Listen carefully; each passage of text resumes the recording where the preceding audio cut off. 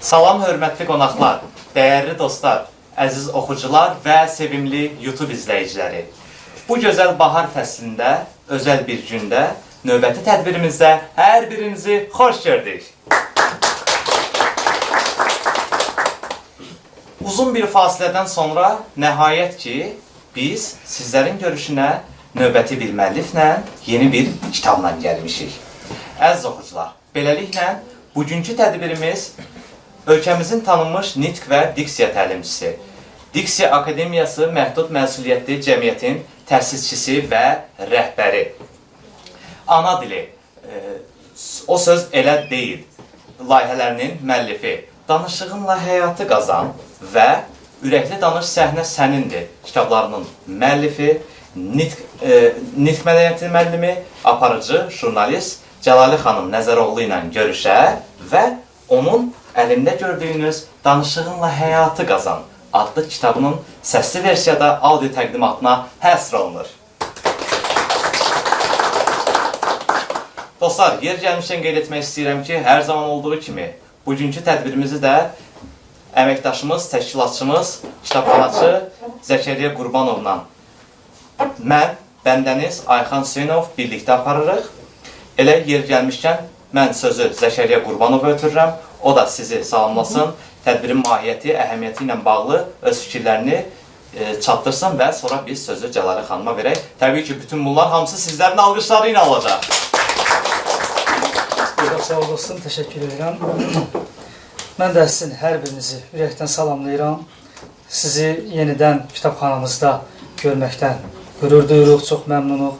Biz həmişə öz tədbirlərimizdə qeyd edirik ki, bizim kitabxana olaraq inkişafımız təbii ki, siz oxuculardan asılıdır. Siz oxucular inkişaf eləsə, biz də inkişaf edəcəyik. Çalışırıq ki, tədbirlərimiz həm musiqili, həm əyləncəli və eyni zamanda həm də maarifləndirici səciyyə daşısın, xarakter daşısın. Və çalışırıq ki, eyni zamanda çalışırıq ki, hər tədbir keçirilərkən siz oxucular hər tədbir keçirilərkən və o tədbirlə yanaşı yeni bir səsli kitabın sizlərə təqdim olunmasını anlayasınız həmişə. Yəni, bir tədbir ən azı bir səsli kitab olsun. Yəni, biz buna çalışırıq ən azından. Bir daha xoş gəlmişsiniz. Belə istəyirəm, Cəlal xanım, sizə də salamlayayım. Çox sağ olun ki, təklifimizi qəbul edib, xahişimizi yerə salmadınız, gəldiniz. Keçək suallarımıza, bir neçə suallar hazırlamışıq. Təbii ki, oxuculardan da sizlərə suallar olacaq. İlk sualımız belədir ki, Danışığınla həyatı qazan kitabı necə oldu, ərsəyə gəldi? Bir də Danışığınla həyatı qazan demişkən, kitabı oxuyarkən bir aforizmə rast gəldim orada, gözəl aforizmdir. Yazırsınız ki, sözün də təbiətin, sanki sözün də təbiətin rəngləri kimi çalarları və öz qoxusu və ətri var. Əgər danışığınızın rəngarəng olmasını istəyirsinizsə, söz ehtiyatınızı artırın. Ancaq məsələ nədir? Cəmiyyətdə çox adamlara rast gəlir ki, qalaq-qalaq kitab oxuyurlar, ancaq ağzını açarkən sözlər ağzından tökülür. Yəni, bu danışa bilmir. O ki, qalmışdır ki, həyatını qazansın. İndi bu niyə baş verir, niyə belədir? İstəyərdik ki, hər iki suala açıqlama verək, zəhmət olmasa. Təşəkkür edirəm. Əvvəla hamınızı bir daha salamlayıram. Məni bura dəvət etdiyiniz üçün çox qürur duyuram, təşəkkür edirəm, var olasınız. Ayxan bəy, Zəkəriyyə bəy, Rəsmi Cahan, nə gözəl adınız var. Bir neçə dəfə təkrarlayandan sonra daha yaxşı tələffüz edəcəm. Minnətdaram. Həqiqətən mənim üçün gözlənilməz bir məsələ oldu. Ayxan bəygil bizim ofisə gələndə mənə xatırladanda ki, aylar öncə ya da illər öncə bunun icazəsini sosial şəbəkə vasitəsilə məndən alıblar, onu da xatırladım. Yaxşı ki də özüm baxmışam və dərhal reaksiya vermişəm. Lütfən əyləşin, lütfən əyləşin. Mən çox təşəkkür edirəm ki, Danışığınla həyatı qazan kitabının səsli versiyasını ərsəyə gətirmişsiniz. Bu, daha çox insanın həmin kitaba əlçatanlığını təmin edəcək. Əslində, kitab səsləndirmək çox çətindir. Bəzən reklam oxumaq və ya anons səsləndirmək üçün harasa çağırırlar. Onu dəfələrlə məşq eləmək, işin texniki tərəflərini həll etmək, bir neçə dəfə səsləndirmək nə qədər zaman alır. Mən biləndə ki, bizim gözəl qızımız kitabı az qala başdan ayağa səsləndirib çox təəccübləndim. Mənə qəribə gəlir. Nə qədər vaxt gedib buna?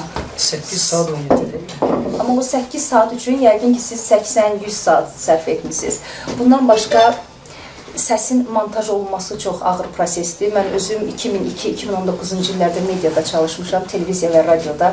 Ona görə işin texniki tərəflərini də bilirəm. Hətta bəzən bir nəfəs alarkən belə bir səs çıxır. Onu belə ya səssiz eləyirsiniz, ya kəsirsiniz. Bəzi yerlərdən cümləni yaxşı səsləndirilməyəndə kəsib onun əvəzində qoyursunuz və s. Bu çox uzun, amma məncə maraqlı prosesdir. Əgər işin içində sevgi varsa, insan yorulmaq bilmir. Danışığınla həyatı qazan. Məndən tez-tez soruşurlar ki, nə üçün kitabın adını belə qoymusan? Əslində, lap uşaqlıqdan bu məsələnin hekayəsi başlayır deyə bilərdim. Çünki düzdür, idrak eləməyim yəqin ki 25-26 yaşlarıma təsadüf etdi, amma uşaqlıq, yeniyetməlik dövrünü gözümün önündən keçirdiyim zaman başa düşdüm ki, insanlar bir-birini sözlə sevirlər, sözlə tərk edirlər, sözlə yüksəldirlər və ya sözlə alçaldırlar. İnsan özünü, məhsulunu, xidmətini, ideyalarını yenə də sözlə çatdırır, sözlə yaxşı mənada desək, satır.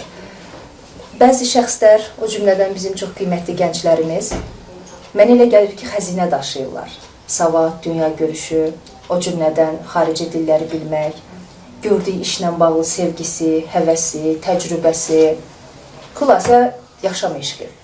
Amma özlərini doğru təqdim eləmədiklərinə görə elə iş görüşündə birinci mərhələdə ələnirlər.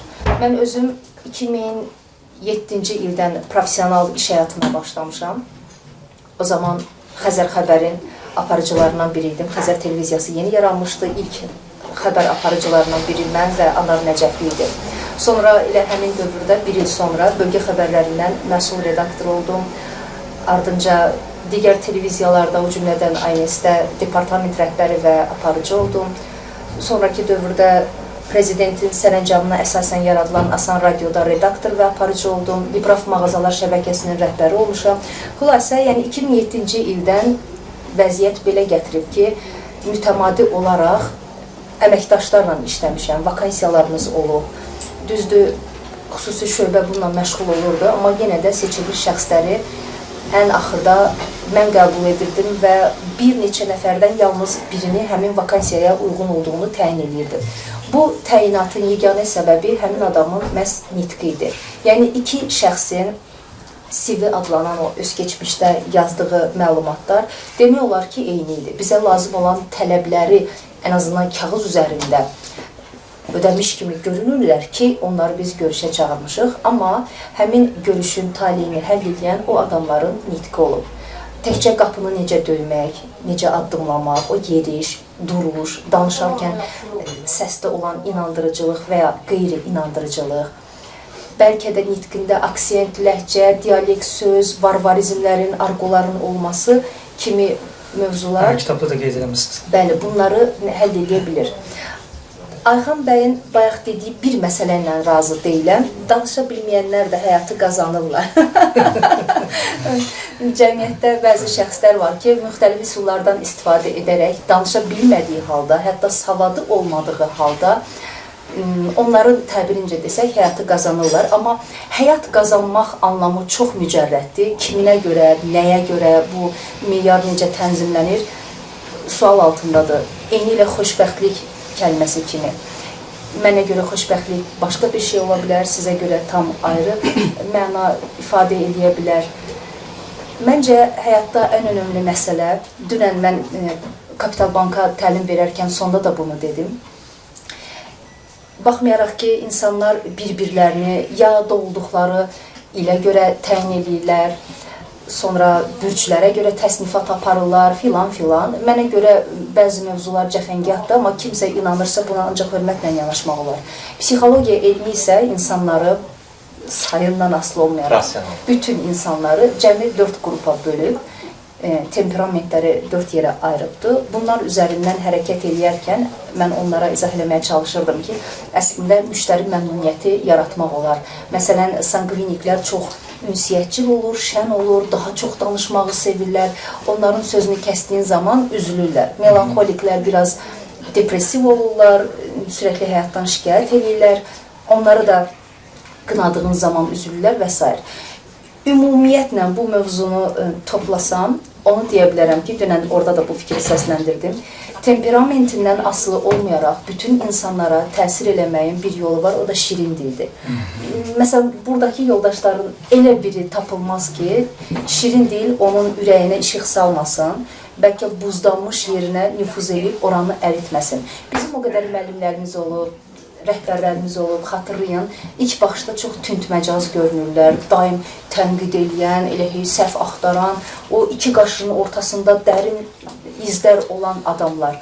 Düşünürük ki, ona heç bir formada təsir eləmək mümkün deyil, amma yaşadıqca, təcrübədən keçirdikcə başa düşürük ki, bütün insanların qayğıya, sevgiyə ehtiyacı var. Bugün səhər mən yuxudan duranda gördüm ki, axşamdan çox yağış yağıb. Bilməm, şəhərə yağış düşmüşdü yoxsa yox, mən Xırdalanda yaşayıram. Dedim ki, bunu mütləq dəyərləndirmək lazımdır. Dərhal aşağı parka düşdüm. Orada uzun-uzadı gəzdim, yoruldum, oturdum. Bir hadisənin şahidi oldum. Deməli, bir ana var, hər gün öz oğlu ilə gəzməyə çıxır. Hər gün eyni saatda onlar çıxırlar. Mən nə vaxt saat 8-8-in yarısı radələrində getsəm, görürəm ki, oradadılar. Bir pişik var idi, yanından hamı etinasız şəkildə keçirdi, mən də onu uzaqdan müşahidə eləyirdim. Qadın gəldi, onun yanına çatanda əl çantasından biraz yemək çıxardı, tökdü qabağına və davam etdi. Pişik onu yedi, qadın çox uzaqlaşdı. Mən elə bildim ki, ümumiyyətlə getdi. Yenə pişiyin yanından başqa-başqa adamlar gəlir, keçir və o heç kimə fikir vermir. Sadəcə olaraq dayanıb belə baxır. Necə ki, uzaqdan o qadını gördü, sən demə parkı dövrə vurub geri qayıdacaqmış. Bu da Heydər Parkını bir dəfə dövrə vurmaq təxminən 20-25 dəqiqə vaxt alır, piyada şəkildə təbii ki. Pişik qadını uzaqdan görən kimi tanıdı, hətta 100 metr filan var idi ora çatmağına. Ona doğru necə qaçdı. Heyvan belə o şəfqəti, məhəbbəti, qayğını, sevgini anlayır, ona bir reaksiya verir. Biz insanlar niyə verməyək ki? Hər zaman şikayət eləyəndə, filan kəs qəlbimi qırdı, mənə yara vurdu deyəndə, işin özünü araşdırsaq, kökünə, dərinliyinə düşsək, görəcəyik ki, yenə orada ya bir bədən dili var idi, ya da ki, kəlmə var idi. Hərçənd son dövrlərdə TED formatında bütün çıxışlarımda deyirəm ki, mən artıq bu atalar sözünün əleyhinəyəm. Söz yarası sağalmaz, qılınc yarası sağalar. Bir nöqtədən sonra fərqinə varırsan ki, içində topladığın, o unutmadığın acı kəlmələr sənin özünə zərər verir. Əgər bir insan bir insanı sevirsə, fərqi yoxdur, onlar hansı statusdadır, valideyn övlad, ər-arvad, dost, müdir, işçi, heç fərqi yoxdur. Onların bir-birinə qarşı münasibətinin, formatının heç fərqi yoxdur. Əgər insan birini sevirsə, onun qəlbini qırmamalıdır. Biri mənim qəlbimi qırıb acı söz deyirsə, deməli o məni sevmir və ona mən bir anlam qazandırıb, kəlməsini ürəyimdə sağalmaz yaraya çevirməməliyəm. Sadəcə olaraq unutmalıyıq, getməlidir. Elə indicə siz məni həyətdə qarşılayanda bir hadisə də indi oldu. Mən üzvə tərəfə baxıb telefonla danışıram. 90 dərəcə belə döndüm və bir maşına dəydim. Sürücüyə əyildim, dedim ki, mən sizi görmürdüm, amma siz məni görürdünüz. Bu qədər yaxınlaşmaq lazım deyildi. Görsən, adam telefonla danışır, dar yerdir. Bəlkə də siqnal verməyə ürəyi gəlməyib ki, mən diksinə bilərəm, amma ən azından düşüb çağıra bilər. Doğrudan çox qorxdum. Təsəvvür edin ki, maşın mənə toxundu. Zərbə ilə dəymədi. Yüngül bir təmas idi, amma hər halda mən çox qorxdum. Ona əyildim, belə deyim. Başqa nə deyə bilərdim ki? Amma bu kimi durumlarda istər piyada sürücü, istər iki sürücü arasında necə qalmaqallar olur. Bir-birinə qışqırırlar, az qala, bəzi adamlar olur ki, maşının şüşəsini aşağı salır, bədəndən az qala yarısını çölə çıxarır və qışqırmağa başlayır. Hətta elə adamlar olur ki, hər bir şüşə bağlı olduğu halda öz yerində möhkəm qışqırır. Halbuki həmin sürücü ötdü, getdi və onu heç eşitmədi. Acı söz insanın özünə zərər verir. Deməli, mən Xəzər TV-də işlədiyim vaxtlarda Deli Carnegie-nin Dostu Necə Qazanmalı kitabını oxuyurdum. Onun bir neçə kitabı var. Səhv eləmirəmsə, Qanun nəşriyyatı üçünü bir yerdə toplayıb qanun külliyat formasına salıbdı. Məncə bu daha yaxşıdır. Eyni ilə Səfillər kimi. Onu da 3-4 kitab görəndə adamı vahimə basır, amma ən azından təsəlli tapırsan ki, bir kitabdır. Özü 793 səhifə. Kitabınızda da ondan misallar çəkirsiniz. Carnegie-dən, bəli. Çünki əgər mənə sual verilsəydi, həyatını dəyişən kitab hansıdır, deyərdim ki, Carnegie-nin həmin kitabı. Həmin ərəfədə oxuyurdum, yazılmışdı ki, əgər siz birinə çox yalana qaçmadan tərif desəz, həmin adam o tərifə inanaraq tətbiq eləməyə başlayacaq. Fikirləşdim ki, doğrudan belədir. Bir neçə gün keçdi. Bu oxuduğum həmin fraqment yadıma düşdü. Bir vəziyyət yarandı. İstədim ki, icraatda bunu görüm. Xəzər TV-də bizim bir yemək paylayan xalamız var idi. Yeməklər hazır vəziyyətdə hardansa qazanlarda gəlirdi. O qapaqları açırdı, düzürdü qarşısında. Biz məcməyləri götürürdük, yaxınlaşırdıq. Bir tərəfə şorba tökülürdü, bir tərəfə quru yemək, salat, bir də qatıq üçün yer var idi. Bu xala o qədər tünd məcaz biri idi. Mən də belə üzlərə baxanda açığı qorxuram, nəzərlərimi yayındırmağa çalışıram. Xalaya həmişə belə yerə baxa-baxa, zəhmət olmasa biraz mərci, biraz toyuq, kartof qoymayın, biraz da salat qoyun deyirdi. O da deyirdi ki, sən niyə robot kimi danışırsan? Efirdə bülbül kimi ötürsən, niyə mənlə belə danışırsan? Utanırdım demək ki, xala, mən sənin üzünə baxanda qorxuram. Qadının o qədər acıqlı üzü var idi. Çox hikkəli idi, hə. Amma yəqin ki, ürəyini görmək lazımıymış. Axı, biz adətən insanları xarici görünüşünə görə dəyərləndiririk. Bəzən birinə baxırsan, başqa tərəfdən, ayrı bir rakursdan onu dəyərləndirəndə, deyirsən, kim bilir nə dərdi var bunun? O tərəfdən yanaşanda, məsum suallar verəndə elə məsum da cavablar alırıq. Nəysə, kitabı yadıma saldım. Dedim ki, xalanı bugün tərifləyəcəm, görüm nə effekt verir. Dedim ki, xala, adını açığı unutmuşam, bilmirəm, şərti olaraq tutaq ki, Reyhan xala deyək. Reyhan xala, bugün üzünüz necə parıldayır, kitabda onu yazmışam, necə təravətli görünür. Xala dedi ki, hə? Dedim ki, maska qoymuşsunuz üzünüzə? Toxundu belə, yox, necə bəyəm? Nə bilim, çox qəşəng görünürsünüz, çox təravətli görünür, təkrar dedim. Xala bir söz var ilavəsində deyil, özünü o yerə qoymadı. Bəzi adamlar üzündə sizə dərhal reaksiya verməyə bilər. Amma o söz lazım olan yerə getdi, dəydi. Hələ də tünd məcazdır, nə istəyirsən, dedi. Mən də dedim ki, toyuq qoyarsınız, zəhmət olmasa. Hə, sən toyuğun döş ətini xoşlayırdın. Sevindim ki, xala məni xatırlayıb. Hətta döş ətini sevdiyimi bilir. İnanırsınız, hər dəfəsində qanat qoyurdu. Mən də deyirdim ki, xala, qanat yeyə bilmirəm. Şimdi bu qədər adama döş ətini necə çatdırır? Bugün də qanat yedə, nə olacaq deyirdi. Mən də gedirdim, neyini acımışam axı, qanadın o tərəf bu tərəfini didişdirirdim. Xala bugün mənə o tərifə görə özəl xidmət göstərdi və mən demədən toyuğun döşətini ora qoydu. Oturdum, yeməyimi yedim, tez bitirdim. Gedib məcməyini yerinə qoyarkən bir mənzərə gördüm, kitabda da onu yazmışam. Xala soyuducunun bir küncünə girib, yəni ki, məni görməsinlər deyərək, bir parça güzgüdə özünə baxır. Əgər xala mənim sözümə inanıbsa, inanmasaydı güzgüyə baxmazdı. O elə də görəcək. Necə olur birinə hər gün, ayda sən bugün nə pis görünürsən, nəsə olur, üzün sapsarıdır, xəstə kimi görünürsən, gözünün altı çöküb yılan desək, adam doğrudan da buna inanacaq və kortizolun səviyyəsi qalxınca o stres hormonu bəlkə də doğrudan da bədənin orqanlarını sıradan çıxaracaq. Xala da buna inanıb, bəlkə də getdi evdə maska qoydu, bəlkə indiyə qədər mən nə qədər işləyəcəm, bəli, özünə baxmamışdı, bəlkə də neynəsin, həyat şərtləri bəzən insana imkan vermir ki, özünə qulluq eləsin. O nöqtədən sonra xala bəlkə də özü ilə məşğul olmağa başladı. Uşaqlığımdan söz açdım. Bayaq dedim ki, uşaqlıq və yeniyetməlik dövründə baş verən hadisələr sonradan kitabın adını Danışığın Həyatı Qazan qoymama vəsilə oldu. 5-6 yaşlarım olardı. Günün birində keçdim atamın qarşısına, bir populist çıxış elədim. Axırda da əlavə etdim ki, bundan sonra nənəmgilə getməyəcəm. Atam evin böyük uşağı idi, biraz da ipə sapa yatmayan oğullardan idi. Sürekli valideynləri ilə onun arasında bir çaxnaşma olurdu. Barışırdılar, ayrılırdılar. anam və biz 5 uşaq hər zaman bu 3 nəfərin ortasında qalırdıq. İllər sonra bir film çəkildi, bəlkə də izləmisiniz, Babam və Oğlum, Türk filmidir. Mən o filmi izləyəndə oturub inanın hönkür-hönkür ağladım. Çünki o uşaq mən idim, o oğul mənim atam idi, o yaşlı kişi də mənim babam idi. Görürsünüz, böyük olmaqla deyil, deyir, ağıl yaşda deyil, başdadır. O boyda böyük insanlar fikirləşmirlər ki, aralarında olan toqquşma, çaxnaşmanın təsiri uşaqlara yansıyır.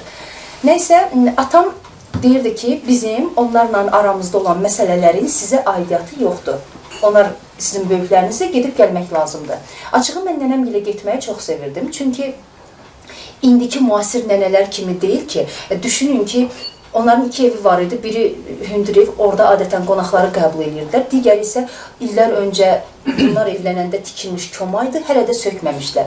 Və dünyanın mənə görə ən isti yeri, ən möhtəşəm evi o ev idi. Heyf ki, o söküldü. Nənəm sobanın üstünə yekə bir sacı qoyurdu. Belə dairələr olurdu. Onları istədiyin vaxt sobanın üstünə qoyurdu, istədiyin vaxt götürürdü. Qazanın ölçüsündən asılı olaraq. Odunu atırdı və təzəyi atırdı. Təzəyin də belə xoş qoxusu olurdu. Bilməm, bəlkə kimsə o qoxunu hiss eləyəndə xoşuna gəlməz, amma mən çox xoşlayırdım. O sacın içində qorğa qovururdu, tum qovururdu. Sonra bəzən sobanın üstünə əmimin çöldən yığıb gətirdiyi göbələkləri düzürdü. Nəvələrin də sayı çox idi. Bəzən gedirdim, görürdüm ki, içəridə 25 nəfər var. Hamısı da mənim bibilərimin, əmilərimin uşaqlarıdır. Nənəmin 12 övladı var idi. Var idi deyəndə, indi də sağdılar onlar. Hə. Sadəcə olaraq, mən içəri girəndə, nənəm xoş gəlmişsəni belə deyir. Atam məndən soruşur ki, niyə getmək istəmirsən? Sənə nəsə deyib, indi fikirləşirəm ki, bir qırğın ocağı yenidən yaranacaq, nə deyib sənə? Deyirəm, yox, heç nə deməyib, amma getmək istəmirəm. Arada özümə sual verirdim ki, doğrudan niyə getmək istəmirəm? Nənəm mənə nə deyirdi? Xoş gəlmişsən. Yazıda möhtəşəm cümlədir, adi bir etiket qaydasıdır. Birinə içəri girirsə, xoş gəlmişsən deyərsən. Amma nənəm xoş gəlmişsəni belə deyirdi. Xoş gəlmişsən, xoş gəlmişsən. O minin yuxarı qalxması, sənin aşağı düşməsi, sanki xeyri ola gəlmişsən. Mən belə qəbul edirəm. Yəni, görün, uşaq canımla 4-5 yaşında. Bəli, ironiya. Onu mən balaca canımla necə hiss eləmişdim. Sən demə, elə insan dünyaya göz açandan bu ironiyanı da, bu kədəri də, aqresiyanı da hiss eləyirmiş. O səbəbdən nənəmgilə getmək istəmirdim. Adicə, düzdür, bu eksperimenti apardığıma görə anam mənə çox istəmişdi.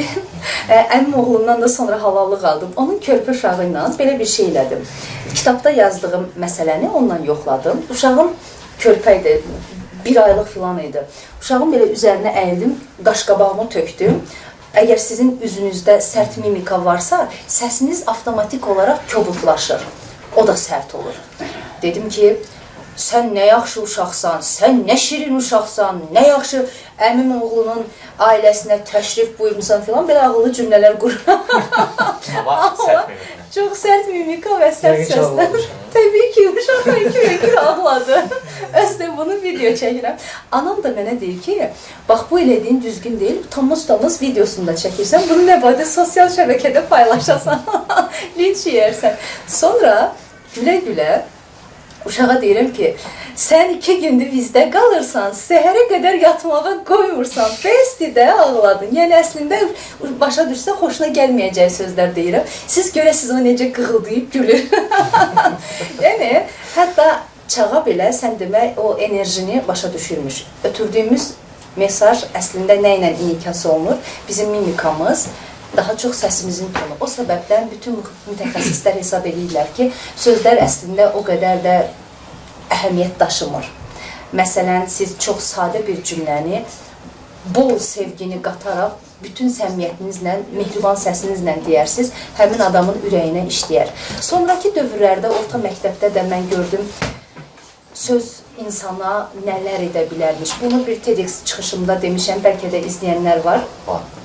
Orada vurğuladığım kimi bir müəllimim, biz rayonun birindən digərinə köçmüşdük. Atam və onun valideynləri arasında olan bu düşmənçilik sona ərmədiyinə görə günün birində ani qərarla, bunun yeri gəlmişkən ilk dəfədir danışaq, ani qərarla biz cənub bölgəsindən şimal bölgəsinə köçməli olduq. Bax, orada mənim məktəbə uyğunlaşmağım demək olar ki, mümkünsüz oldu. Bitirənə qədər bu travmanı mən özümdə daşıdım. Həm sinif yoldaşlarım məni çox da isti qarşılamadılar. Baxmayaraq ki, onlar özləri Oğuz ləhcəsi ilə danışırdılar, ədəbi dildə danışmırdılar. Mənim masallı ləhcəsi ilə danışmağıma lağ eləyirdilər. Müasir terminlə desəm, bullyinqa məruz qalmışdım, çıxdaş eləmişdilər. Zaten, bu sözlü xəttə var, yeri gəlmişkən, zaten evimdən aralanmışam, bütün xatirələrim orada, hətta mənim sevimli quzucuqlarımı da satıblar. Halbuki mən onları necə qucaqlayırdım. Hər qoyun balalayanda mən bir quzunu seçirdim, o böyüyüb şirinliyini itirənə qədər az qala onunla yatırdım. Elə çox xoşlayırdım. Hər şeydən qoparılmışam. Digər bacı qardaşlarımla bir yerdə, ayrı yerə köçmüşəm, sinif yoldaşlarım belə. Heç olmasa müəllim dəstək ola bilərdi, amma bunun tərsi ilə qarşılaşdım. Orada bir müəllimim TEDx'də dediyim kimi, mən asta danışdığım üçün, çox utancaq olduğuma görə bir-iki dəfə dedi ki, ucadan danış. Mən də bacarmadım. Bəli, o mənə... Hətta gözəl də yansılamışsın. Hə, qoyun dedi, mənə qoyun dedi. İnanırsınız, mən o qədər təsirlənmişdim. Sonraki dövrdə, yəni son 4-5 ildə bu mövzuları şərh edərkən orada da bildirmişəm. Bizim vaxtımızda intihar anlayışı populyar deyildi. Hətta valideynlərimiz bunu ciddi cəhdlə gizlədirdilər. Bir ASTV var idi, onda da ki, adətən xronometrajı uzun olan siyasi mövzular verilirdi, xəbərlər verilirdi, çox ciddi senzura var idi və intiharla bağlı orada məlumat verilə bilməzdi. Qəzetdəki valideynlərim hər ikisi dil ədəbiyyat müəllimi idi. Təbii ki, qəzet oxuyurdular, amma orada da bu məlumatlar öz əksini tapmırdı. Xülasə, mən bilmirdim ki, insan öz həyatını sonlandıra bilərmiş. O qədər depressiyadaydım, özümü o qədər dəyərsiz hiss edirdim ki, inanın, mən gedib onu sonlandırarım, əgər məlumatım olsaydı. Hələ uşaqlığından həyatı sorğulayan biriyəm. 40 yaşım tamam oldu bu il və bu sorğulamaq məsələsi pik həddə çatıb. Artıq mən ciddi suallar verməyə başlamışam. Amma o dövrdə yenə də oturub belə baxırdım. Deyirdim ki, tutaq ki, bu qarışqadır. O gəldi, azuqəsini tapdı, ağırlığına baxmayaraq belində daşıdı, girdi yuvasına. Bunun həyatda funksiyası var. Mənim ondan fərqim nədir? Bu ağacdır, əkdin, fidan oldu, sonra böyüdü, çiçək açdı, balaca kal meyvələr gəldi, sonra yetişdi, sonra biz onu yedik. Bunun da bir funksiyası var. Filan. Bəs mənim funksiyam nədir? Mən kiməm, nə üçün gəlmişəm? Bir müəllim mənə qoyun deyirsə, sinif yoldaşlarım məni sevmirsə, onda mən nə üçün varam? Sonraki dövrdə, görürsünüz, yenə də söz, o söz, bir kəlmə söz müəllimin yadından çıxdı. Niyə? Çünki o belə davranmağa çoxdan alışıbdı. Allah bilsin, mənim kimi neçə-neçə insanın həyatına balta çalıbdı. Dedi, unutdu, amma mən unutmadım axı. İllərimi aldı. Gəldim düz 2-ci kursa qədər bunu özümlə daşıdım. Günün birində bir yer gəlmişkən o ədəbiyyat müəllimimizdən əvvəl başqa bir ədəbiyyat müəllimimiz var idi. Biz 28 nəfər idik auditoriyada və çox dəcəl uşaqlar toplaşmışdılar. Həmin müəllimi açığı çox hirsləndirirdik. Düzdür, mən o qədər də dilli dilavər deyildim, dərsi pozmağa da meyilli deyildim, çünki qorxurdum. Kimisə mənə qışqırmasından, acı söz deməsindən qorxurdum. Yoxsa yəqin ki, eləyərdim. Amma hər halda nəticə olaraq bütün qrupun adına yazılırdı bu davranış. Müəllimimiz hamilə idi, son aylarındaydı, daha doğrusu həftələrindəydi. O çox asta səslə, ağız tənbəlliyi ilə mühazirəni kağızdan oxuyurdu. Biz isə ona qulaq asmırdıq. Qadın sanki hər şey qaydasındaymış kimi oxuyurdu, 20 dəqiqə, 25 dəqiqə keçirdi, amma anidən elə bir qışqırırdı. Hətta əlindəki bir əşyanı filan atırdı. Biz diksinirdik, qurbağa gölünə daş atıldı, biraz sakitləşirdik. Sonra eyni şey yenə də baş verirdi. 5-6 dəqiqədən sonra hərarət yavaş-yavaş yüksəlirdi. Bu minvanla günün birində bizə ayıb olsun, müəllimi elə əsəbləşdirdik ki, qadının doğum sancıları başladı və ona təcili yardım çağırdılar, xəstəxanaya apardılar. Bəli, bizə ayıb olsun. Və bizə bir həftə müəllim gəlmədi. Böyük ehtimalla digər müəllimə bizim haqqımızda nə deyirlər? Sən elə dəhşətli qrupa gedirsən, hababam sınıfı. Yəni, tədbirli ol. O qadın mənim həyatımı dəyişdirən insandır. Kim onun yerində olsaydı, elə ilk saniyədən silahlı, sursatlı gələrdi ki, amandır, o biri müəllimin başına açdıqları oyunu məndən eləməsinlər. O isə tam tərsini göstərdi. Əvvəla içəri girdi, çox belə bol təbəssüm, şux, enerjili bir insan. Girdi, ucadan salamlaşdı. Mən onun səsini eşidəndə beynimdə ilk siqnal bu oldu ki, nə qəşəng səsi var. Qadın ucadan, təmiz və rahat danışırdı. Özünü təqdim elədi. Yeri gəlmişkən ondan öyrəndiklərini sonraki həyatımda mən də universitetdə, Bakı Dövlət Universitetində, Jurnalistika fakültəsində müəllim kimi fəaliyyət göstərdiyim zaman tətbiq elədim. Nə dedi? Dedi ki, baxın, mən sizi qiymətlə qorxutmayacağam. İstəyirsiniz oxuyun, istəmirsiniz oxumayın. Mən sizə heç deməyəcəm ki, əgər siz ədəbiyyatı oxumasaz, sizdən adam olmayacaq, çox da gözəl adam olacaq. Ədəbiyyatı bilməyən, iki şairi tanımayan, bir əsəri oxumayan o qədər insan var ki, karyerada yüksəlib, yaxşı evdə yaşayır, gözəl də maşın sürür. Amma oxuyarsızsa, dedi və izahatını verdi. Ondan sonra hər birimizi adını çəkdi, qaldırdı, əlavə suallar verdi. İnsan ayağa durub mən deyəndə yox, öz haqqında məlumat verəndə dəyərli hiss edilmiş. Suallar verdi, nə bilim, həvəsin nəyədir, hardan gəlmişsən, jurnalistikanı təsadüfən seçdinmi filan, bizlə söhbət elədi. Qaynadı, qarışdı, ondan sonra başladı mühazirəsinə. Əvvəla mühazirəni danışırdı, oxumurdu. İkincisi çox gözəl danışırdı. Nə aksent, nə ləhcə, nə dialekt söz. Üçüncüsü də bizim aramızda gəzişirdi. Mən də bəzən o 2-45 dəqiqəni birləşdirəndə 90 dəqiqə, üstünə əlavə 4-5 dəqiqə tənəffüslər də əlavə etsək, az qala 100 dəqiqə mən ayaq üstə qalırdım. Çünki baxdım ki, oturan müəllimlərimizə biz o qədər də maraqla qulaq asmırıq. O bizim aramızda gəzinirdi. Ən dəcəl tələbə yoldaşlarım yavaş-yavaş qımıldanmağa başlayıb, aralarında danışmaq istəyəndə sadəcə olaraq əlini onun kürəyinə çəkirdi, öz mühazirəsinə davam edirdi. Məsələn, deyirdi ki, Füzulinin bu qəzəlində, demirdi, ya filan kəs, sən danışma. Danışa-danışa əlini çəkirdi onun kürəyinə. Füzulinin bu qəzəlində, bu şəfqətdən sonra insanın vicdanı əl verməz ki, o müəllimi pis vəziyyətdə qoyasan, onun dərsinə mane olasan. Sonra görürdü ki, yavaş-yavaş kimlərsə yuxlamağa başlayır. Normal halda tələbə dövrüdür, axırıncı dərsdir, acıq, yuxusuzluq. Deyirdi ki, aha, indi isə gəlin siz danışın. Qadın ərinməz gedirdi, nədən danışırsa ona aid materialları çapa verirdi, qayçı ilə kəsirdi, balaca-balaca bax belə bənd-bənd şeirlər verirdi bizim əlimizə. Çıxın lövhəyə. İlk dəfə o müəllim mənə dedi ki, qız sənin nə gözəl səsin var, qız sən nə gözəl oxudun bu qəzəli. Heç bəlkə də yalan demişdi, bilmirəm. Çünki mənim nitqimdə problemlər var idi. Stajyor dövründə Azərbaycan radiosuna getdim.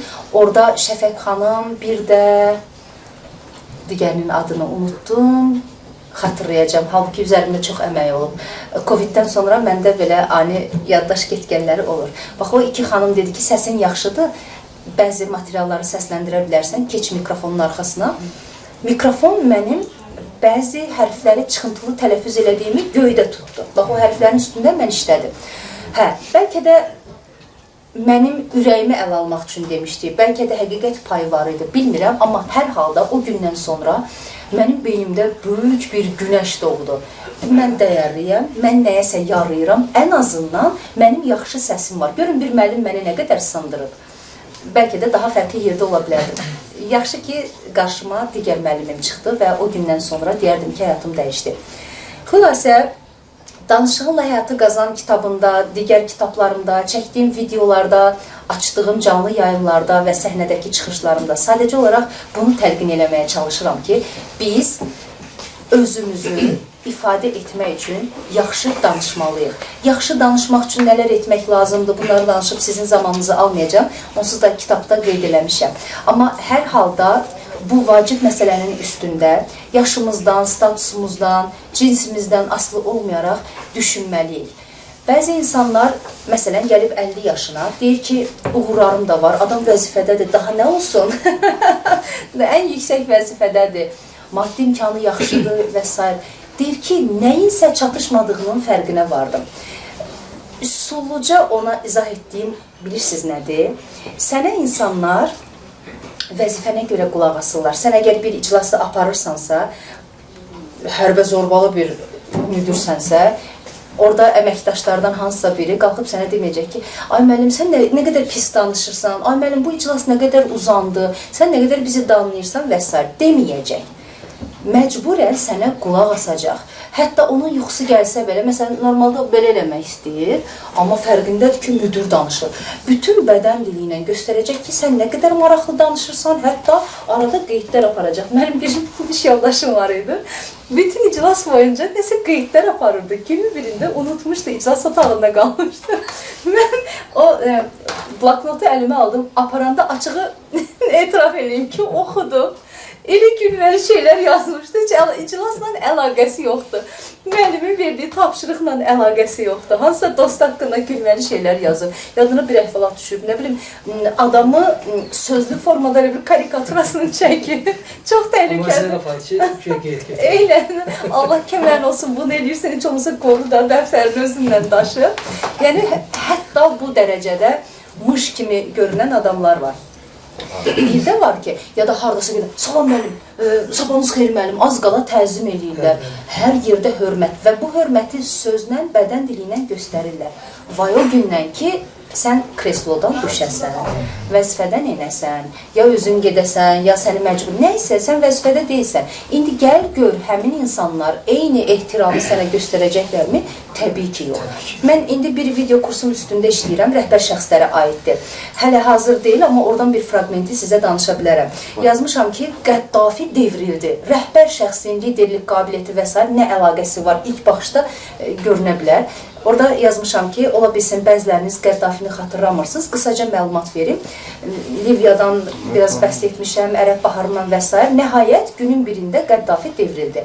Bu hadisələri ən az Tripolidə yaşayanlar qədər içindən keçirən bir neçə peşə sahibi var idi. Onlardan biri də aparıcılar idi. İnsan hər gün efirə nə qədər məlumat verər. Bir də görsən, suflyorda bir mətində rejissor qulağıma qışqırır ki, mətni dəyişirik, hazır ol, tez ol, hazır ol. Mətn gəldi. Yarım saat əvvəl bizim tutaq ki, BBC-dən götürdüyümüz məlumat yenilənib, tamam başqa bir xəbərlə çıxırıq. 14 illiyi də artıq. Neçə illiydi? 14 illiydi. 2011-də. 2011-də. Allah'ın illər nə qədər tez gəlib, keçib, bəli. Günün birində, hətta mən saat 14 xəbərindən çıxmışdım. Yekə ekranda xəbərlər gedirdi, bilməm biz hansı agentliyə baxırdıq. Birdən iş yoldaşım qışqırdı ki, "Aa, kişi Qəddafi devrilib, bax o ifadəni hələ də xatırlayıram, hamımız qaçdıq televizorun qabağına, bizim müdürümüz də belə həyəcanla baxırıq, nəysə Qəddafini öldürüblər və ya bəzi mənbələr yazırdı ki, o intihar edib. Hər halda öldürülmə variantı daha uyğun kimi görünürdü. Hətta onun sürücüsü də yanında olmuşdu. Sonra əlavə edirəm ki, mən nə üçün bu hekayəni danışdım? Bir rəfiqəm var idi, bir şirkətdə çalışırdı. Onun müdiri fikrinizə gələ biləcək ən qəddar insanlardan biri idi.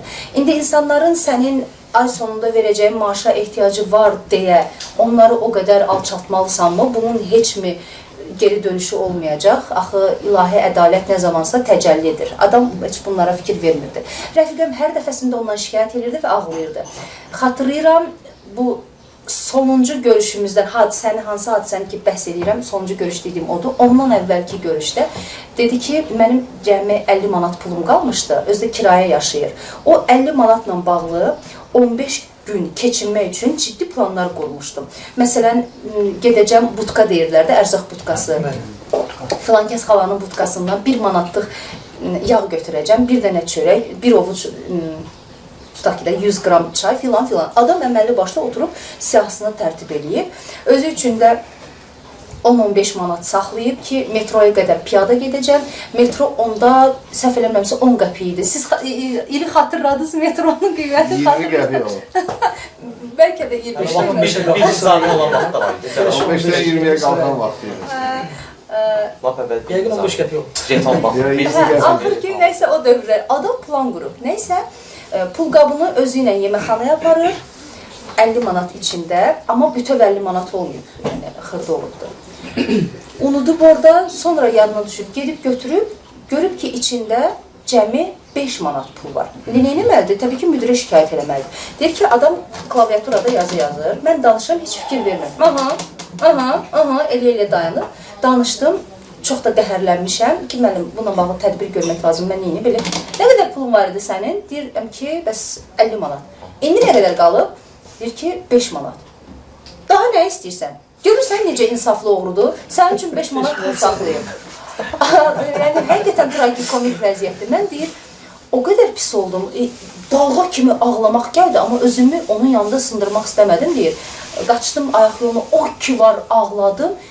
Adam ac qala bilər, təsəvvür edirsiniz. Yəni, valideynlərinə yüklənmək istəmir. Onun valideynləri heç öz güzəranlarını təmin edə bilmirdilər. Amma qız çalışırdı, vuruşurdu, özü qazanırdı. Hətta onlara pul göndərirdi. O deyə bilməz ki, mənə pul yolla, hardan alsın, neynəsin? Adam acından ölə bilərdi. Mənə deyir, bu şəkildə bir münasibət göstərdi. İndi bu hadisənin baş verdiyi gündən danışıram. Biz Nəbatət bağında qızla gəzişirik. Şirin söhbət. Bu vaxtı qıza telefon zəngi gəldi. Hə? Nə? Elədim mi? Dedim, Allahım ya Rəbbim, kimsə öldü. Elə bir reaksiya verir telefonda. Dedim ki, nə oldu? Deyir, gözlə. Qoydu səs ucaldana. Oradan bir səslər gəlir. Ura! Hamı qışqırır. Deyirəm ki, nə baş verir? Sən demə, bunun müdirinin qara işləri var imiş. Uzun müddətdə onu nəzarətdə saxlayırmışlar. Nə baş veribsə, adam gecə ilə ölkəni tərk edib, hətta ailəsini də aparıb. Axşamdan onun kreslosunun başında qalan pencəyi də oradadır, nə bilim, şirniyyatları filan, şəxsi əşyaları, hər şey oradadır. Adam gecə ilə ya göndərilibdir, salamatı sən get, biz sənə heç nə eləməyək, ya da kimlərsə bunu təşkil ediblər, dostları filan, xülasə adam getdi. Və onun əməkdaşları bu hadisəyə Qəddafi devrildi reaksiyasını vermişlər. Sonra pencəyini alınmadı. Yox, o pencəklə yəqin ki, kimlərsə bir müddət istifadə elədilər. 50 manata tapılmadı yəqin ki. 50 manat yox, 5 manat tapılmadı. daha Demişdi doğrusu. ki, görmürsən nə insaflı adamdır. Mənim adım Cəlalədir. Şeyler, gözəl adınız var. Bir də Təşəkkür edirəm. ortaya gelin, hamıdan üzr istəyirəm. Buyurun. Mən sizə sual verim, amma Səmimi cavab verim, yox, düzdür? bu səmiyyətə aidət yoxdur. Yoxsa təsdiq edin, hə, yox, başqa mənası var. Siz bu kitabı yazmamışdan əvvəl, yəqin ki, Ronda Bernin Sir kitabını oxumuşsunuz. Təbii oxumuşam. Hətta bu kitabda onun haqqında yazmışam. Yazmışam O da kitabda. bildim ki, bu kitabı oxumusunuz siz. O bölmələrdən Tamam, adı nə idi, bilirəm. bax orasını unutmuşam. Ronda Berrin o kitabı yazandan sonra insanların əksəriyyəti qadını yanlış anladılar. Məsələn, deyir ki, sən sürəkli, əgər pul qazanmaq O istəyirsənsə, kitab çox şeydə, Təbliğ birbaşa edirəm. inanılası kitab deyil də, siz demiş üstündə fikirləşilməli kitab. bəli. Çünki Sonradan kainata mesaj izahatını göndər, geri verdi. al belə şey var. Azərbaycanda Bunu 2018-dən cəfəngiyyat kimi yanaşanda metafizika mövzusu ortadan itir. Bu cəfəngiyyat deyil. Bu kainatın cazibə qüvvəsidir. Hə, Ronda Berrin deyir ki, məni əvvəlcə yanlış anladılar. Adam tənbəlin biridir, bütün günü çarpayda uzanır. O ağın mütəxəssislə istinad edir. Bəli. İnanmaq da olar, inanmamaq da. Sadəcə olaraq gedişatı biraz riyaziyyat formasına salmaq lazımdır, onu deyir. Tənbəlin biridir, oturur bütün günü, yatır, tavanda yazıb pul. Ancaq sırf riyazi təfəkkürü insanlar dəqiq başa Bəli, düşür onu. divarda yazıb pul, hara girirsə, mətbəx, ayaqlı, hara girirsə, hər yerdə pulun şəkilləri, pul, amma heç nə eləmir, bütün günü yatır. Düzgün deyil axı, hətta dini inancı olan insanlar deyir ki, Allah nə deyir? Səndən hərəkət, məndən bərəkət. zəhmət çəkməyən mal yeməzlər. Yəqin də o da ehtimal nəzərindən nəzərdə tutulur da o tənbəl qızın. Bəli. Deyirəm ki, halva deməklə alış-şirin olmaz. Yox, Bəli, olur da, bəli. ehtimal nəzərində olur. İşləməyən bir şeydən söhbət var. Mən də işin o cəfəngiyat tərəfi ilə razı deyiləm. Kainata enerji göndər və heç nə eləmə. Bu düzgün deyil. Amma hər halda bir məsələ ilə bağlı gözəl xəyallar O insan qurduğumuz öz zaman psixologiyasını sağlamlaşdıra bilər də, öz inandığı həmən şeyə daha çox bəli, inanır. Məncə təfəkkürümüzdə təbiət üstü güc canlandırmalıyıq. gözləmək çox absurddur yəni. Yəni, kainat mənə əks səda verəcək tipli. Düz deyir, onda bir çox məşhur oldu deyə biraz istər-istəməz təsiri var, amma mənə elə gəlir o təbiət üstü. Qədim zamanlarda ərəblər göndərdilər, kainata mesaj göndərib cavab alır. Yox, o deyil. O dini inanc məsələsi deyil. Tamamilə başqa bir şeydir, amma İndi də göndərir. Yəni, bu mövzular riyaziyyat qədər dəqiq olmadığına görə həmişə müzakirəyə açıqdır. təbii. Mübahisə yarada bilər. Riyaziyyat ehtimal nəzərində qoyuşu ola bilər. Yəni ehtimala görə o başqa bir şeydir artıq. mənim şəxsi fikrimi soruşursunuzsa, mən bundan necə istifadə Yox, edirəm? mən просто maraqlı gəldi ki. Təbii, uyğun gəldi, əlbəttə, yoxsa bölüşüm, gəldi. yenə də bölüşüm. Mən şirin bir koma tikdirmək istəyirəm. Baxın, villa filan demədim. Doğrudan şirin bir koma tikdirmək istəyirəm. İşlər çoxdur, ona resurs sərf etmək və s. böyük sual altındadır. Amma mən gözümü yumarkən Maşa və Ayının o komasını ki görürəm, bu mənə ləzzət eləyir. Hətta orada Xəyalını deyirsiniz ki, qurmaq roman da belə. yazasın. Eynən. Xəyalını qurmaq belə mənə ləzzət eləyir.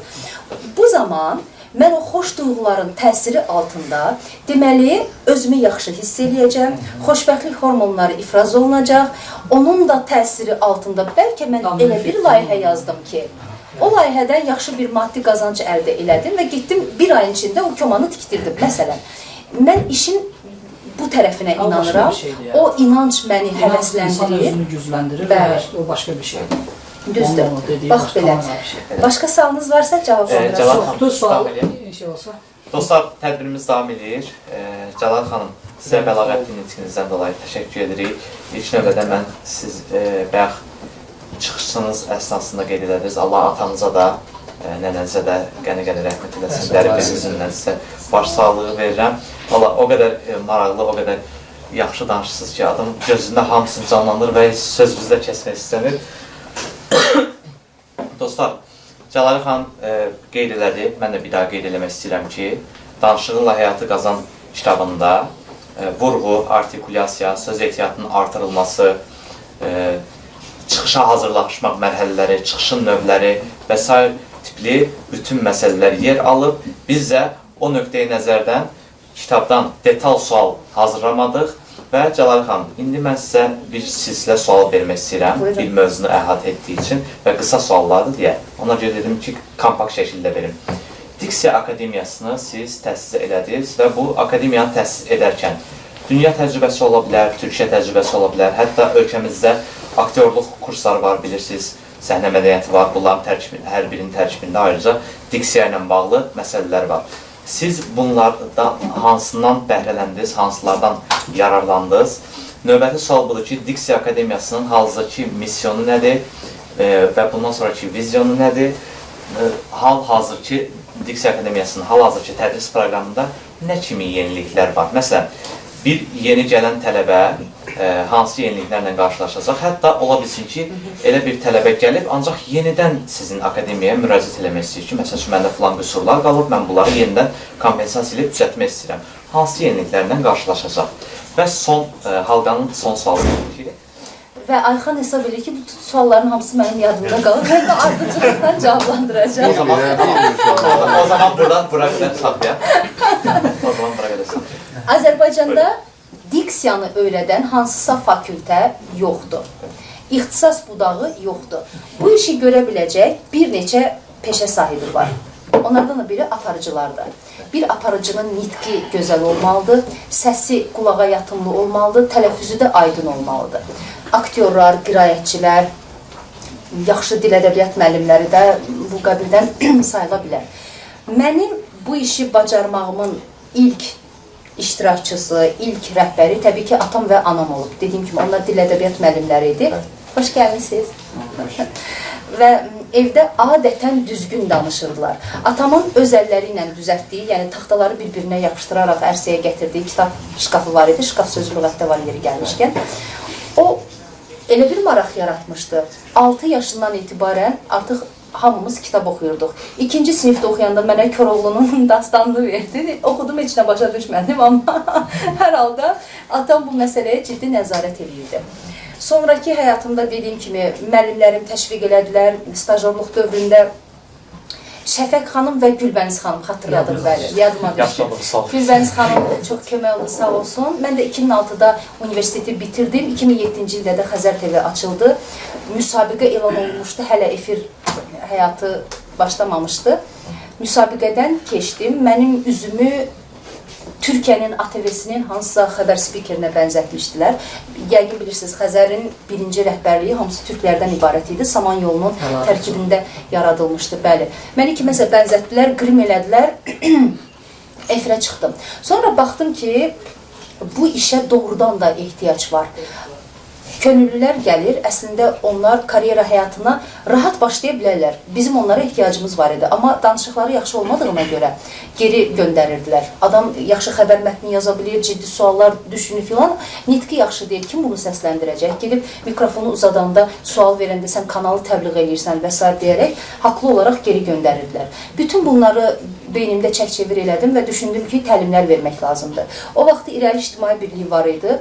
Bizim 4 il ərzində jurnalistika fakültəsində öyrəndiyimizi adamlar o vaxtki fəaliyyəti çox möhtəşəm idi. Adamlar 4 ay ərzində öyrədirdilər. Adını da elə Jurnalistika Akademiyası qoymuşdular. Qaymaqlar orada dərs keçirdi. Bizim müəllimlərimiz orada dərs keçirdilər. Elə oldu ki, bu ixtisası da ora əlavə etdilər və bir xəbər aparıcısı kimi məni dəvət elədilər ki, oradakı könüllülərə xəbər oxumağı öyrədim. Bu da mənə əlavə stimul verdi və Azərbaycanda öyrənməmişəm, İzmirdə öyrənmişəm mən bunu. Orada təxminən 1 ay yaxın qaldım. Qayıtdıqdan sonra sadəcə olaraq nəfəs, səs, artikulyasiya texnikalarından bəzilərini öyrətmişdilər. Türk dili Azərbaycan dilindən çox-çox fərqlidir. Həm heca vurğusu, həm cümlə quruluşları ümumiyyətlə fərqlidir. Ona görə də yeni proqram yazmaq lazım idi.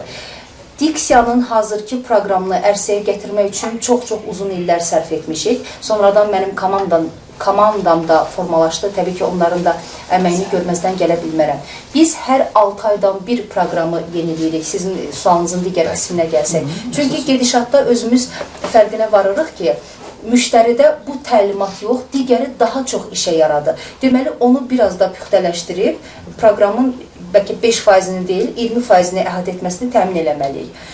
Diksiya Akademiyasını 2017-ci ildə təsis etdim. Hərçənd belə bir fikrim yox idi, çünki mən davamlı olaraq hansısa bir qurumda çalışırdım, ən azından departament rəhbəri olurdum. Buna mənim vaxtım yox idi. Həftə sonları ümumi təlimlər verirdim.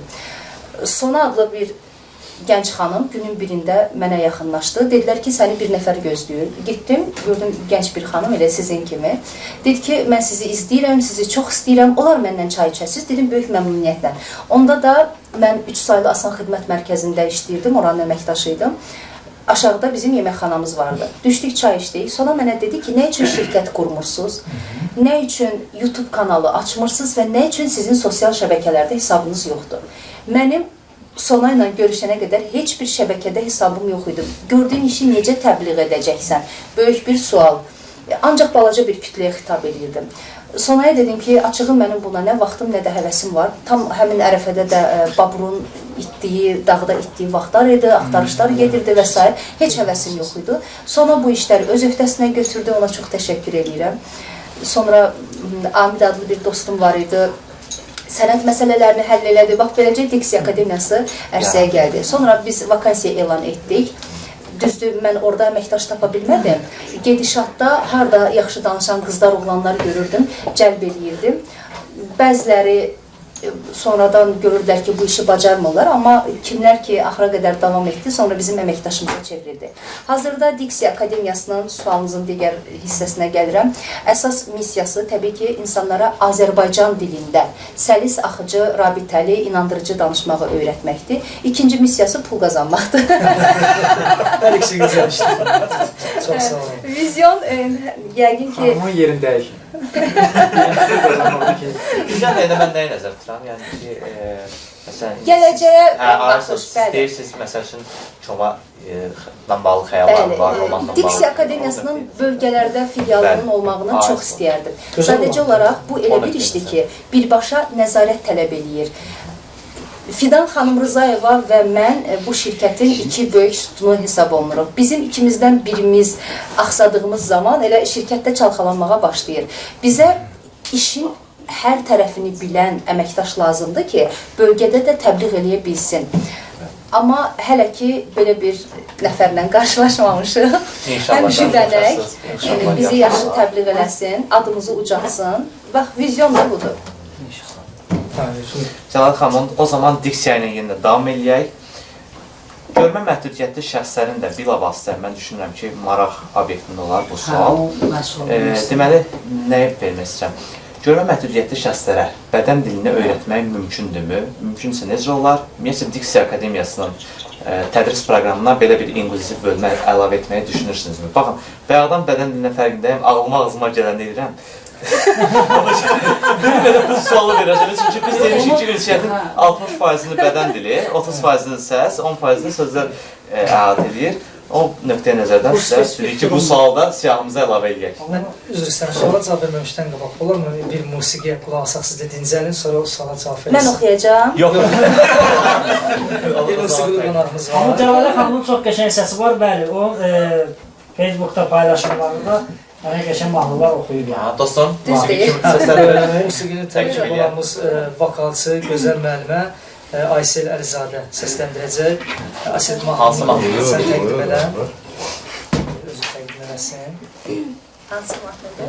Mən də salamlayıram hər kəsi. Xoş gördük sizi. Çox məmnun oldum. Dəvətinizə görə təşəkkür edirəm Ayxan Zəki. Mən özüm Bakı Musiqi Akademiyasının məzunuyam. 6 ildir pedaqoji fəaliyyətlə məşğulam və xarici ölkələrdə Azərbaycanı təmsil eləmişəm. Maşallah. Öncə bunu almışlar. Ana mahnısı ifa edəcəm bugün.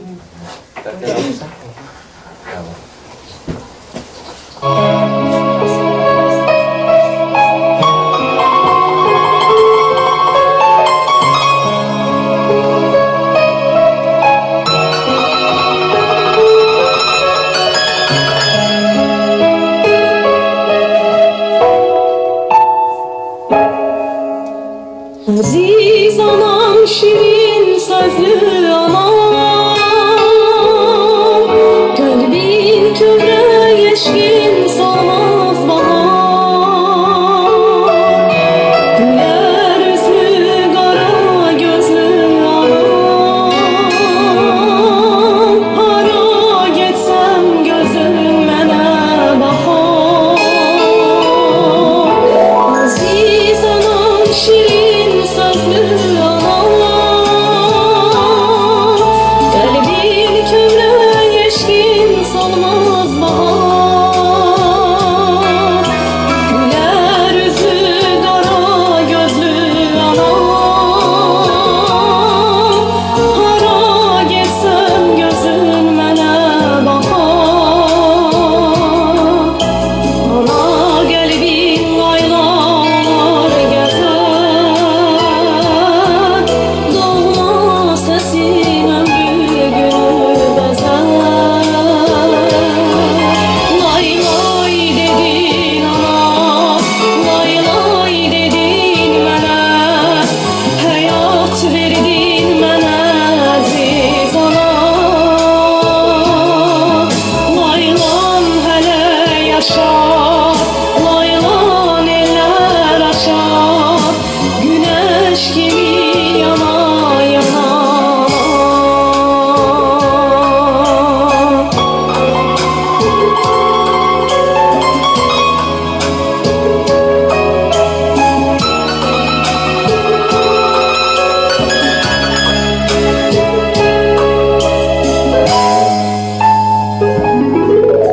Ana sesin aydın seher olar,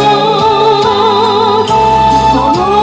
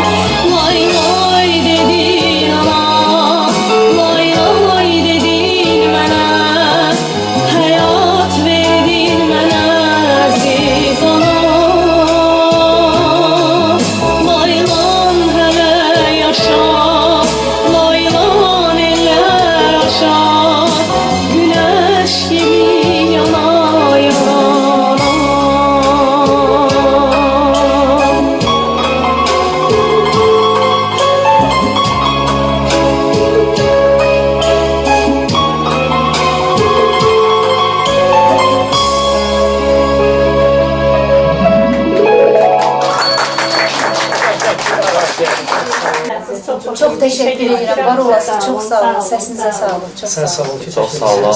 Hər zaman dostlar biz tədbirimizdə musiqiyə xüsusi olaraq diqqət yetiririk. Çünki həm öyrənək, həm dincələk, hər birimiz üçün belə deyək, zövq oxşasın.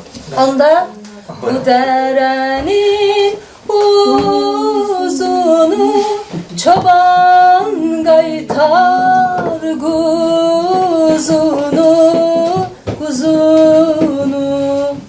Bu dərənin uzunu çoban qaytar quzunu, quzunu. Nə ola bir gün görəydim nazlı yarımın üzünü. Neynim eman eman, neynim eman eman, sar gelin. Bəlkə də oxumusuz ancaq birinci dəfədir ki, mən birinci dəfədir tədbirdə görürəm. Çox sağ olun, həqiqətən. Tədbirlərə adətən oxumam. Çox sağ olun, Allah sizdən. Bura xüsusilə bura özəldir. Təşəkkür edirik.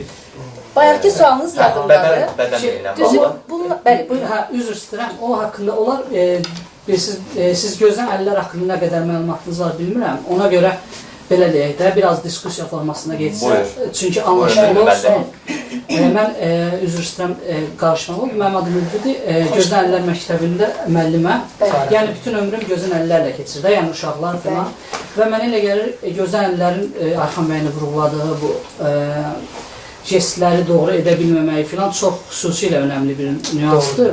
Və bu da güman ki... Videolar zadlar çəkirlər, düz əskər duruşu olur. Sonradan görməməsi məsələsi yox. Çünki açığı, yəqin özünüz yaxşı bilirsiniz, o güzgü dövrü var, uşaqların 2-3 yaşında kopyalama dövrü, hərəkətlər. Bəli. O güzgü dövrünü ya heç keçirmirlər, ya da az gördükləri üçün yarı yamalaq keçirirlər anlaşıldığı kimi. Ona görə də bizim üçün xüsusilə problemli nüansdır bu. Çünki məsələn, siz demiş, biz əlimizi necə qoyacağımızı, jestləri filan kopyalamadığımız üçün və onlar çox yarımçıq və keyfiyyətsiz alınır və biz ancaq öz fikirlərimizi səslə çatdırmağa məcbur oluruq. Elə mən də sizdən həm xahiş edəcəkdim, həm sual vermək istəyirdim ki, bununla bağlı əgər bir təşəbbüs olsa, biz də əlimizdən gələni edərik, yəni qoşularıq, öyrənərik, sonra öyrədərik bəlkə.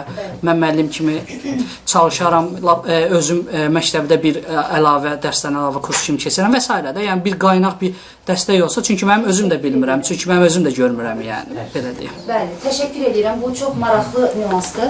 Heç bununla əlaqədar mənə nə sual verən olmuşdu, nə təklif, nə də deyə formalaşdıran.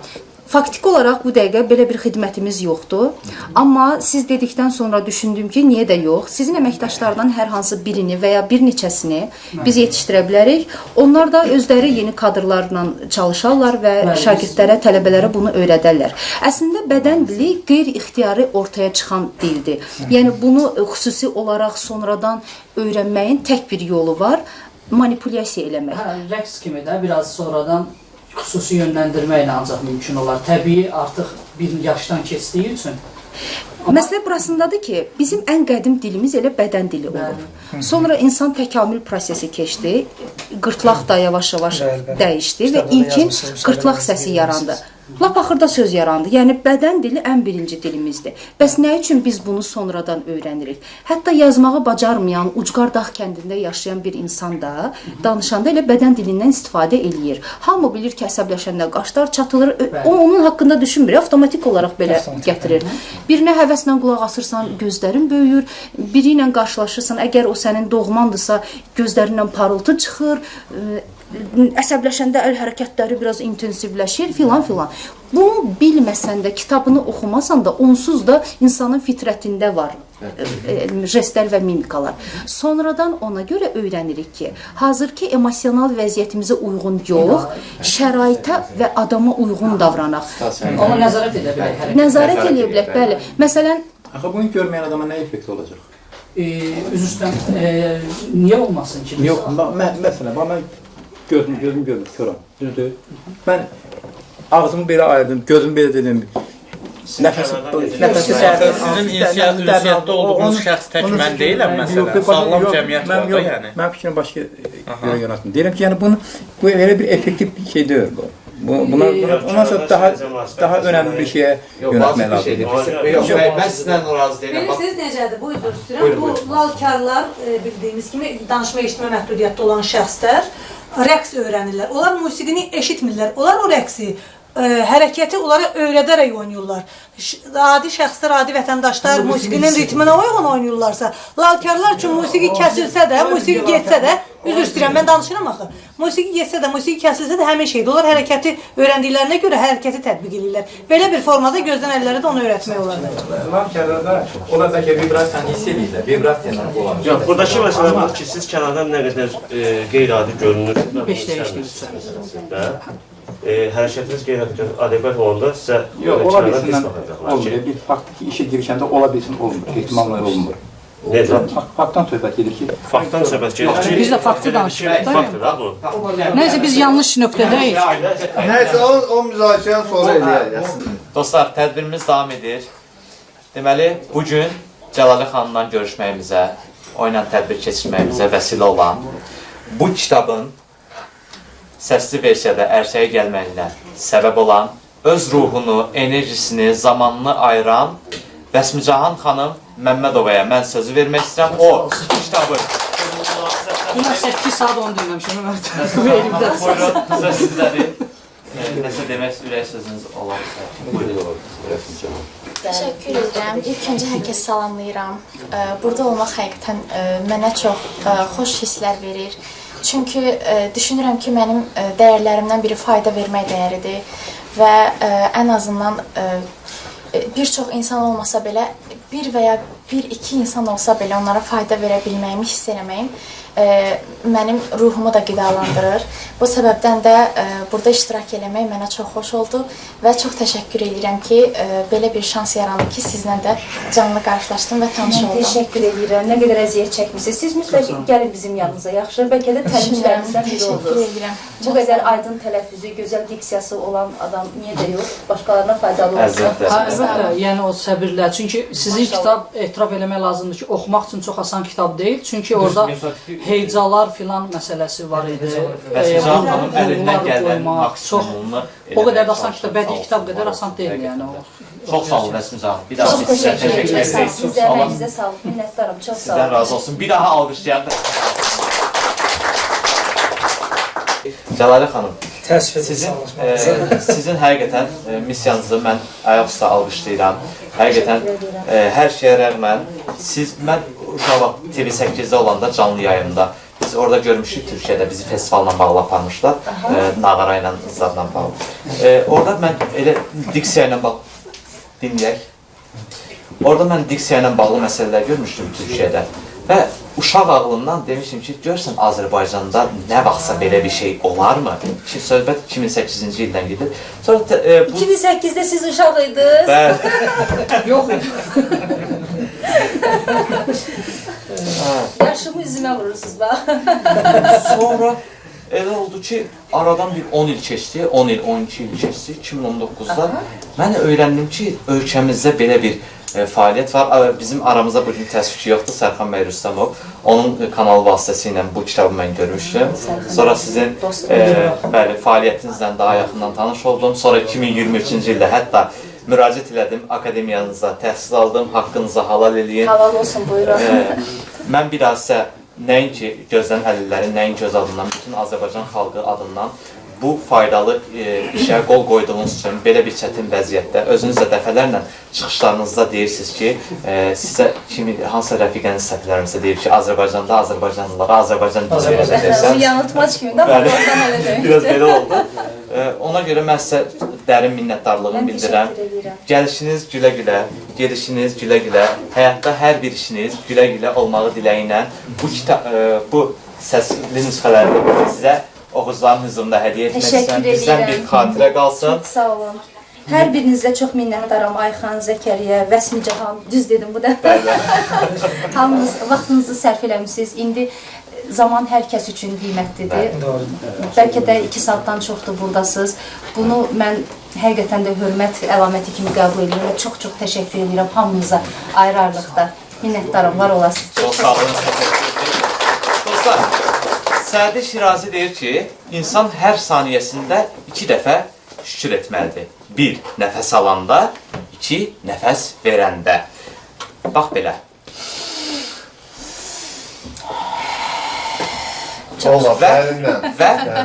Və Sədi Şirazi öz qeydlərində əlavə olaraq belə deyir.